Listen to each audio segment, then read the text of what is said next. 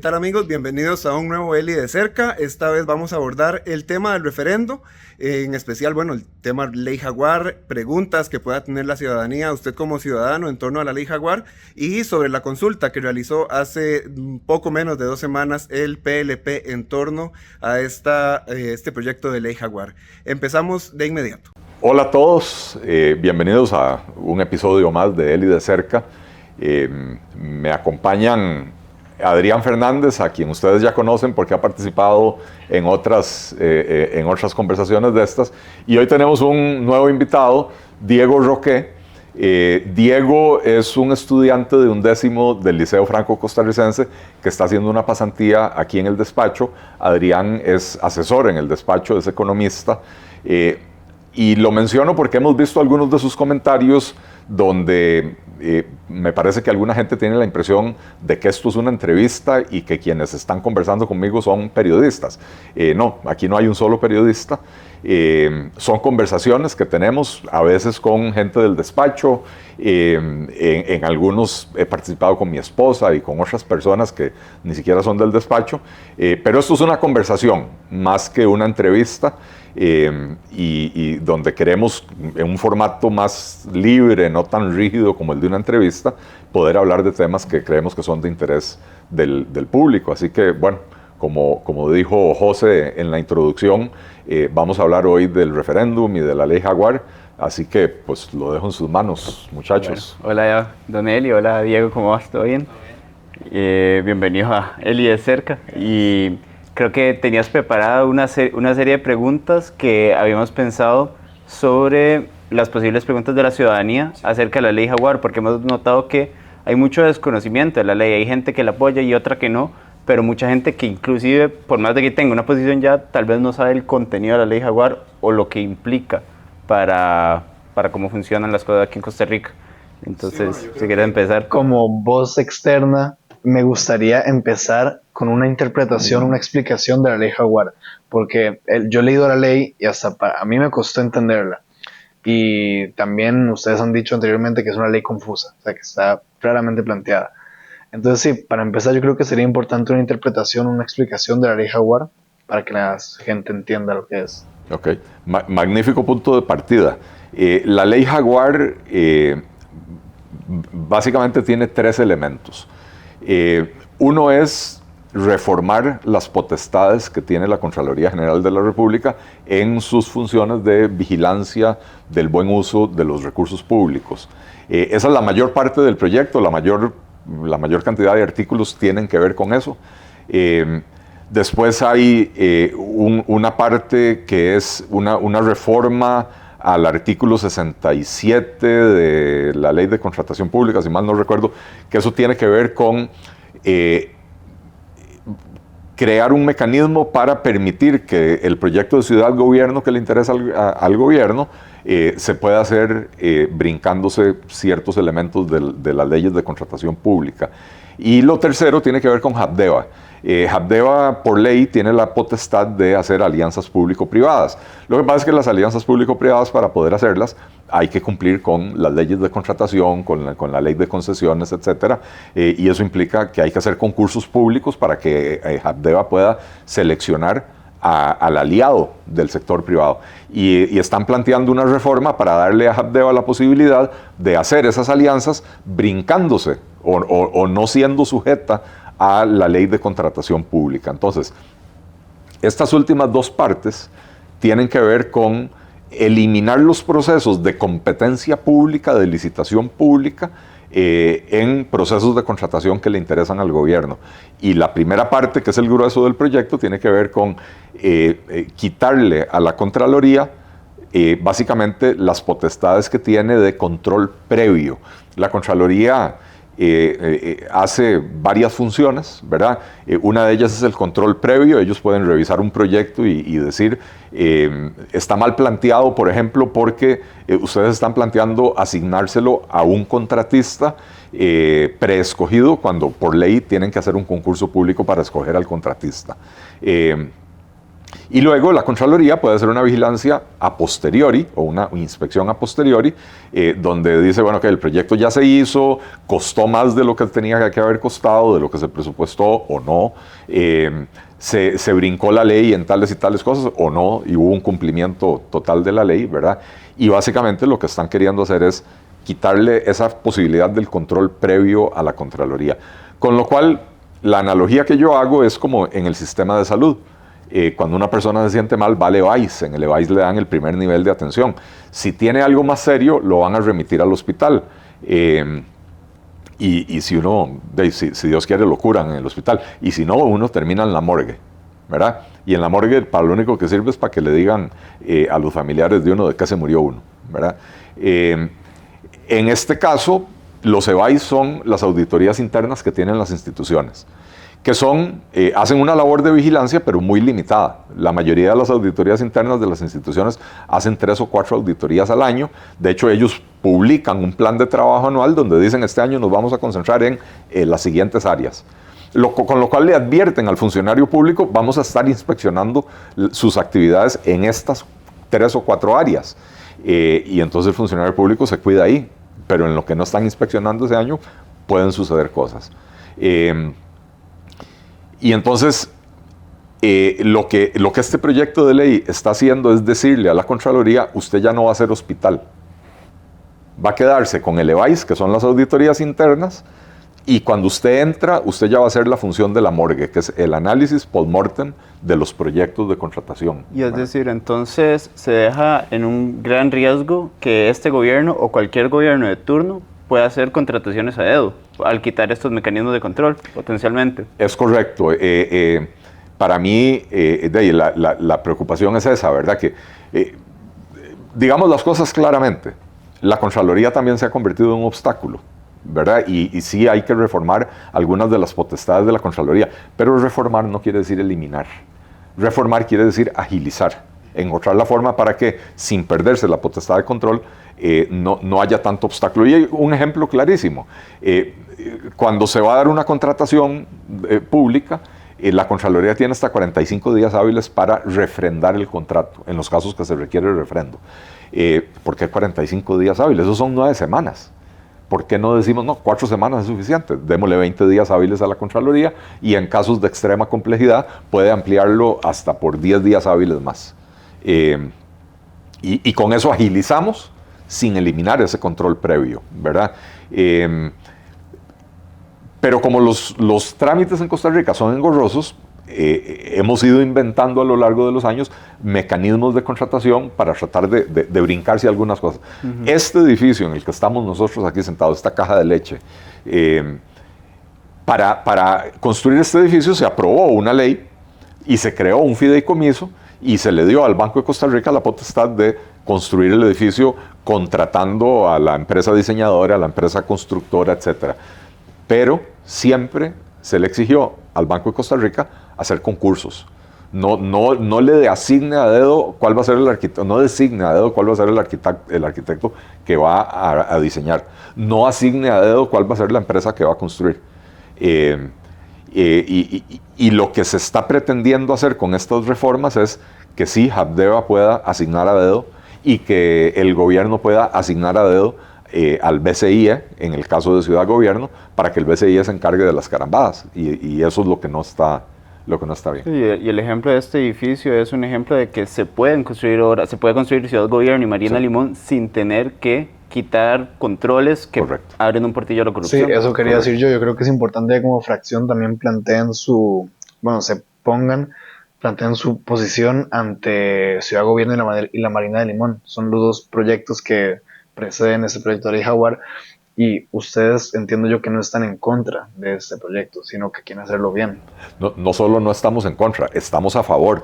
Yo creo que el proyecto que están planteando para Limón, no solo la marina, pero es un proyecto bastante ambicioso, que incluye una marina, incluye, me parece, una ampliación del muelle de cruceros, incluye el desarrollo de toda una zona que hoy no está construida para meter hoteles, restaurantes, digamos como un bulevar peatonal, etcétera, que yo creo que le daría vida a la ciudad de Limón, que la necesita tremendamente, ¿verdad? Entonces, estamos de acuerdo con el proyecto. También con el de Ciudad Gobierno. Como proyecto, digamos, como proyecto inmobiliario, nos parece una buena idea tener un centro gubernamental, digamos, que además le facilita la vida a los ciudadanos, porque cuando uno tiene que hacer un trámite, normalmente no es en una sola institución. Hay que ir a esta a obtener una certificación de no sé qué, hay que ir a la otra a obtener un permiso de lo otro, y bueno, qué bueno que todos estén en un complejo de edificios donde uno nada más cruza la calle y entra a la siguiente oficina para obtener el siguiente permiso, ¿verdad? Entonces, estamos a favor. Lo que queremos es que se hagan bien hechos, que se haga cumpliendo con la ley, no brincándose todos los procedimientos de ley. El principio del concurso público en la contratación pública es importantísimo. Si yo te doy a vos la posibilidad de no hacer un concurso público, de escoger a dedo al contratista, bueno, el contratista va a poder cobrar el precio que quiera y vos no vas a tener un parámetro de comparación de si ese precio es bueno o no. Si se hace una licitación y se reciben 3, 4, 5 ofertas, entonces ya uno tiene un parámetro. Una empresa ofertó hacer la construcción en 450 millones de colones y la otra en 800. Entremos a ver qué es lo que están ofertando, ¿verdad? Tal vez el de 450 millones está ofreciendo una casita de paja como en el cuento de los 3 cerditos, ¿verdad? Y el otro está ofreciendo un edificio de concreto con todas las medidas antisísmicas y entonces se justifica el precio más alto. Pero puede ser que hay 3 empresas que ofrecieron la casita de concreto y una por 850 millones y otra por 725. Bueno, entonces el que iba a contratar a dedo no necesariamente me dio el mejor precio. El principio de competencia en la contratación pública es vital para velar por el uso eficiente de los recursos públicos. Perfecto. Yo creo que también es importante explicar qué pasó o qué está pasando con la consulta constitucional que hizo el PLP por este proyecto de ley. ¿Qué está pasando? ¿Por qué está entrando en debate el hecho de que si un diputado puede llevar a consulta constitucional un proyecto de ley? Sí, explíquenos un poco qué contexto tiene esta consulta y todo. Qué buena pregunta, qué buen enfoque. ¿Por qué está en discusión que un diputado pueda plantear una consulta? La ley de jurisdicción constitucional pone una serie de reglas de cuándo pueden, quién puede y cuándo puede presentar una consulta sobre un proyecto de ley y en qué momento lo puede hacer, ¿verdad? Las reglas están poco claras, hay que reconocerlo, la redacción es muy confusa. Históricamente los diputados han tenido la posibilidad de consultar proyectos de ley antes de su aprobación final. Y entonces, como las leyes se les dan 2 debates, entonces el requisito que establece la ley es después del primer debate, pero antes de la votación final. Lo que pasa es que hay ciertos trámites legislativos que no reciben 2 debates. Eso es lo que se llaman acuerdos legislativos. Los acuerdos legislativos se toman por una decisión de una única votación. Y entonces hay jurisprudencia de la Sala Cuarta donde dice que si bien la ley dice que tiene que ser después del primer debate, en este caso el primer debate es también el último debate. Y no tiene sentido consultar después de que ya se votó, porque cuando ya usted votó ya resolvió. En el caso del referéndum, lo que los diputados votamos no es el proyecto de ley. Lo que nosotros vamos a votar es un acuerdo de convocatoria al referéndum. Y ese acuerdo de convocatoria se vota una única vez. Entonces, nosotros sostenemos que los diputados no solo tenemos el derecho, tenemos que tener el derecho de consultar antes de la votación, porque después de la votación ya no tiene sentido. Después de la votación, el referéndum ya va a estar convocado. Y si está convocado, hay que ir al referéndum, aunque el proyecto sea inconstitucional. Y entonces, los diputados de Liberación Nacional plantearon una consulta, ellos lo quisieron hacer a la carrera, nos invitaron a firmar, nosotros les dijimos, vea, esta consulta únicamente se encarga de las consultas del tema de fondo, de la ley Jaguar, de que si se le pueden quitar las potestades a la Contraloría o no, etc. Pero no desarrolla la parte de la legitimación que tenemos los diputados para consultar y de cuál es el momento procesal oportuno en el que se puede plantear esa consulta. Y nosotros Planteamos eso porque revisamos el único otro caso de referéndum, que fue el del TLC, donde se dio la discusión de si los diputados tenían o no tenían la posibilidad de consultar y cuándo debía ser el momento. Y entonces considerábamos que al presentar la consulta teníamos que ser muy claros en decirle a los magistrados por qué sí estamos legitimados para hacerlo. Ellos decidieron presentar su consulta así a la carrera, y a la carrera en 2 días la presentaron, y a los 2 días ya se las habían rechazado, no por el fondo, dijeron esto no es admisible, porque no dieron argumentos de admisibilidad. Nosotros presentamos una segunda consulta donde trabajamos con mucho detalle los argumentos de admisibilidad, le citamos a la Sala Cuarta su propia jurisprudencia, que es bastante abundante, donde ellos mismos dicen, en los casos de los acuerdos legislativos, el momento oportuno para consultar es antes de la votación. Y por lo tanto estamos pidiendo que se extienda esa interpretación al tema del referéndum, porque no deja de ser un acuerdo legislativo. Y por eso es que se ha dado esa discusión. Los diputados de gobierno quieren forzar que se dé la votación a ciegas. ¿Por qué digo yo a ciegas? Porque si nosotros convocamos al referéndum sin saber si el proyecto de fondo es inconstitucional, le estaríamos haciendo un daño al país. Nosotros queremos, si la Sala Cuarta nos dice no hay roces de constitucionalidad en ese proyecto de ley, nosotros los diputados del PLP estamos dispuestos a votar favorablemente la convocatoria al referéndum. Pero si la Sala Cuarta nos dice es inconstitucional, no podemos ser tan irresponsables de decir convoquemos al referéndum una carambada que sabemos que es inconstitucional. Sí, yo creo que ya simplemente en la cantidad de páginas que tiene la consulta de liberación y la que tiene la del PLP ya se ve la diferencia de profundidad que hay en la consulta. La del PLN es de 22 páginas y la del PLP es de 60 y pico páginas. Así es. Cantidad no es calidad, pero sí puedo decir que nuestra consulta está bastante más elaborada, no solo en los temas de fondo, sino que le dedicamos una buena parte al análisis de la admisibilidad. Y ojo, nosotros presentamos esa consulta hoy hace 15 días, todavía no han resuelto. Quiere decir que yo no sé si van a admitirla, puede ser que al final la Sala Cuarta rechace y diga mantenemos nuestra posición de que no tenían la posibilidad de consultar, pero ojo que ya llevan 15 días estudiándolo, quiere decir que los pusimos al menos en un aprieto, que les dimos buenos argumentos y que si van a rechazar van a tener que desarrollar un argumento, quién sabe cómo, para decir no, diputados, ustedes no pueden consultar. Así que si comparamos que la deliberación nacional fue fácil de resolver, en 2 días se las rechazaron, la nuestra ya lleva 15 días, veamos que hay un trabajo más serio detrás de esto, ¿verdad? ¿Y cuál sería el plan a seguir del PLP, las acciones a seguir del PLP en caso de que rechazaran la moción, de que hubiera roces de constitucionalidad o de que la aceptaran? Si la Sala Cuarta rechaza nuestra consulta, nosotros vamos a insistir en que la Asamblea espere a que la Sala Cuarta resuelva las consultas del Tribunal Supremo de Elecciones y de la Contraloría para saber si hay inconstitucionalidad o no. No sé si vamos a lograr convencer a la mayoría de los diputados, o sea, no sé si vamos a lograr una mayoría para sostener esa tesis. Yo estoy seguro que el gobierno va a presionar para que votemos a ciegas. Si nos obligan a votar a ciegas, probablemente nosotros vamos a votar en contra de la convocatoria, con lo cual no muere el referéndum, porque recordémonos que el gobierno, no sé si recordémonos, contémosle a la gente, el gobierno convocó a 2 procesos de referéndum distintos sobre el mismo proyecto de ley.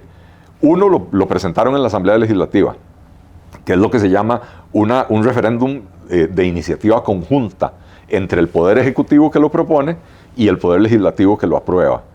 Y el otro fue el referéndum por iniciativa popular. Mandaron al esposo de Pilar Cisneros a presentarse como ciudadano al Tribunal Supremo de Elecciones pidiendo un referéndum sobre la ley Jaguar.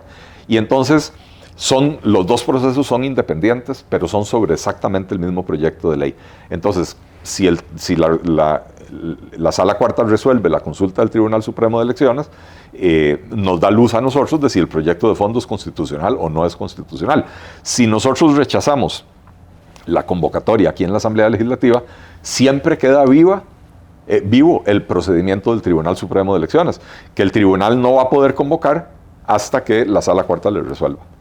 Ok, me gustaría hablar un poco más tenemos tiempo, sí, de esta parte de referéndum. ¿Qué conlleva hacer un referéndum en Costa Rica en el marco legal y en el marco económico, sobre todo? ¿Cuáles son los costos y cuál es el proceso de un referéndum? El Tribunal Supremo de Elecciones estima que el referéndum costaría, la organización del referéndum, alrededor de 3.400, 3.500 millones de colones.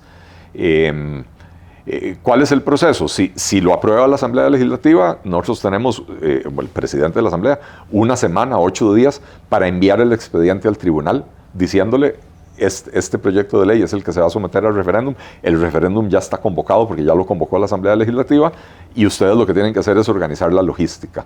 Y es como organizar un proceso electoral. El Tribunal Supremo de Elecciones tiene que analizar en cuántas escuelas se va a poder ir a votar, cuáles en cada cantón, en cada distrito, etc. Es organizar un proceso electoral sobre el tema de la ley Jaguar. Estoy seguro que el gobierno va a hacer campaña por la aprobación de la ley Jaguar y no sé si se va a organizar o no se va a organizar una campaña en contra de la aprobación de la ley Jaguar. Yo insisto, si la Sala Cuarta dice que no hay inconstitucionalidades, yo no veo cuál es el problema de someterlo a que el público sea el que lo decida, ¿verdad? Perfecto, yo creo que para terminar me gustaría pedirle un mensaje a esa gente joven que acaba de cumplir 18 años, tal vez, que se acaba de inscribir en su municipio y que si el referéndum pasa, esta va a ser su primera votación, su primera manifestación democrática. ¿Qué mensaje le daría a esa gente joven que va a tener una primera experiencia democrática muy única en Costa Rica, siendo un referéndum en una elección municipal o presidencial? ¿Qué mensaje le daría a esa gente joven para entender tal vez lo que conlleva un referéndum y el proyecto a votar en el referéndum? Okay. Mi experiencia, Diego, en la elección presidencial es que los votantes jóvenes son los más analíticos, los que se toman más en serio el derecho de votar. ¿Por qué lo digo?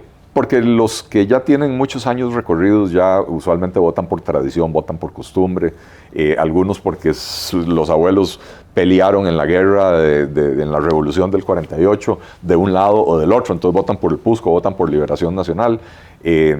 Otros porque simplemente dicen siempre vamos a votar por la oposición, ningún gobierno me gusta, por lo tanto vamos a buscar a alguien. Pero ya ellos están más o menos definidos para dónde van a votar. El votante nuevo tiene que decidir, a ver, ¿a dónde me comprometo? Y mi experiencia fue que precisamente los jóvenes eran quienes hacían preguntas más incisivas acerca del plan de gobierno y que estaban analizando más, ¿verdad? Entonces, mantengan ese espíritu. Van a ir a votar un referéndum, no se dejen llevar por eslóganes. Analicen, pidan información. Hay muchísimas entrevistas, ya existen, que las pueden buscar en redes sociales, con abogados constitucionalistas, tanto que están a favor como que están en contra del proyecto de ley del referéndum, y háganse su propio criterio. De esto pueden depender muchas cosas en el futuro. Si lo que queremos es construir ciudad-gobierno o la Marina de Limón, podemos aprobar proyectos de ley específicos para agilizar los trámites para esos dos proyectos. Pero si eliminamos los controles sobre el buen uso de los recursos públicos, esto no es abrir un portillo, es abrir un portón del tamaño del Estadio Nacional para la corrupción. La gente dice, ¿para qué sirven los controles si siempre hay corrupción? Vean, no hay ningún país del mundo donde no haya corrupción, lamentablemente, porque está en la naturaleza humana. Lo que sí yo puedo asegurar es que si no existieran estos controles, la cantidad de casos de corrupción sería mucho mayor de los que se han descubierto. Los controles previos sirven para decirle a las instituciones, mire, no haga las cosas así porque por ahí le va a salir mal. Tiene que hacerlas de esta otra forma en apego estricto a la ley. Yo sí creo, insisto, que la Contraloría a veces se ha metido en temas que no le corresponden, opinando sobre si esta política pública es mejor que la otra. Esa no es una función de la Contraloría General de la República. El control de los recursos y del buen uso de los recursos, esa es la función esencial de la Contraloría y no podemos dejarla sin esas herramientas.